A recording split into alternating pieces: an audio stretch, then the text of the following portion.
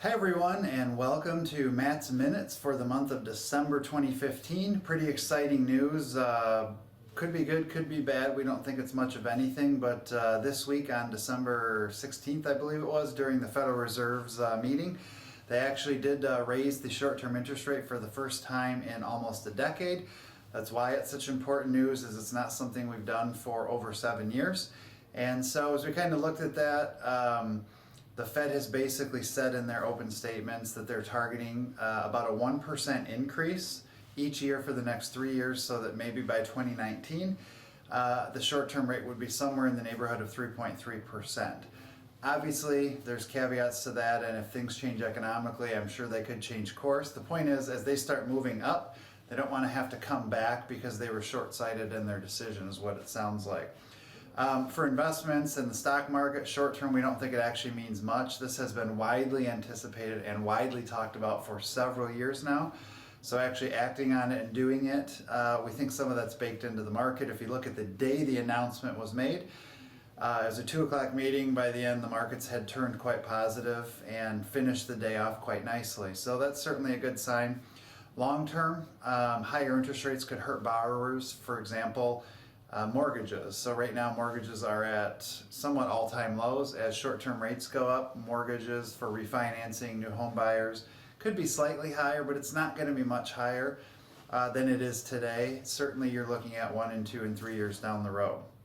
As you think about interest rates with stocks in your portfolio, what does it mean? Basically that if you look back to the 1950s, when the Fed would over time start raising rates in the first 3 months, stocks, the S&P 500 has returned 6.3%, in the first 6 months 8.8%, and in the first year 9.2%. So doesn't mean that that's going to be guaranteed going forward, but that gives you an idea of, in a tightening cycle, which is when we're raising rates, what's actually happening.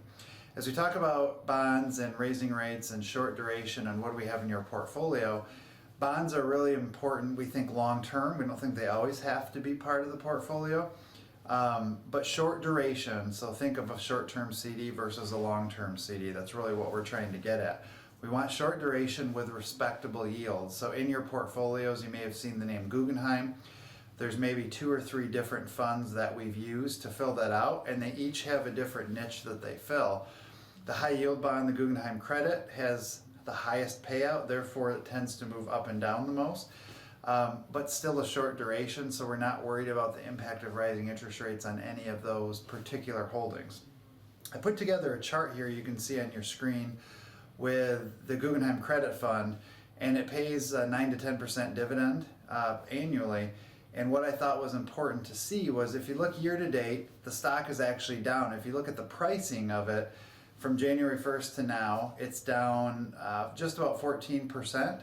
However, because it does pay a heavy dividend, it's actually only down about 5% year to date, and that's on the total return when you include the dividend. Not perfect, not ideal, but in a rising interest rate environment, people get a little panicky with what to do and should I own bonds. We're not too worried about this, and the fund is currently trading under its net asset value. That means the value of the bonds are actually worth more than the fund price itself on the open market. So that's a sign that we're at a discount to NAV. On those same lines, I thought I'd also mention high yield investments, business development companies such as Medley Capital and PennantPark, also things that have dividends north of 10%. They've tended to act a little bit like the high yield bond.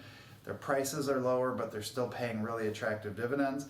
I put one more chart up here on the screen for Medley Capital. You can kind of see it's down 14% year to date if you look only at the price.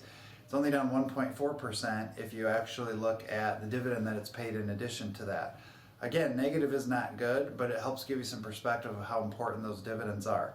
Both Medley and Pennant in the last quarter have announced massive share buybacks, meaning the company is spending their own capital to buy back their own stock because they think they're undervalued.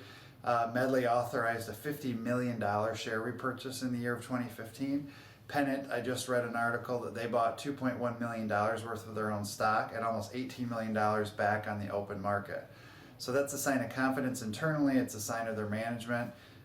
being comfortable with their overall position. So hang in there on those prices. We do think those will bounce, and we think they're very well covered for their dividends. Lastly, insider transactions on a big holding that probably all of you have in the portfolio. Rockwell Medical, I just read an article that Rob Chioini, who's the CEO, exercised options the other day, totaling around $2.8 million worth of additional shares that he was basically acquiring through those options. That's certainly a good sign where the CEO is continuing to up his personal position in the company and not selling off shares heading into the drug launch and also into 2016.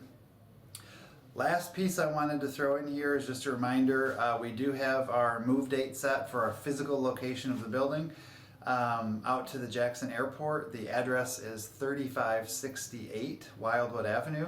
That's a Jackson, Michigan 49202 address. We're set to move on January 8th, so just a reminder, we will be very clear if you have an in-office appointment where to come and when to come so that you don't show up at the wrong location. And looking forward to being there. In the meantime, holidays are upon us, so wanted to wish you all a very Merry Christmas and a happy holiday season. Thank you so much for tuning in, and until next year, I'll say this time, we appreciate having the opportunity to serve you.